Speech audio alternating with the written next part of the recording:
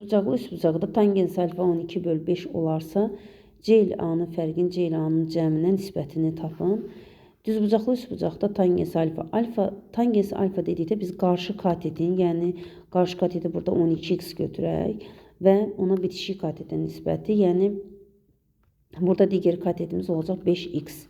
12x, 5x və məşhur Pifaqor üçlüklərindən istifadə edə bilərik. 5, 12, 13.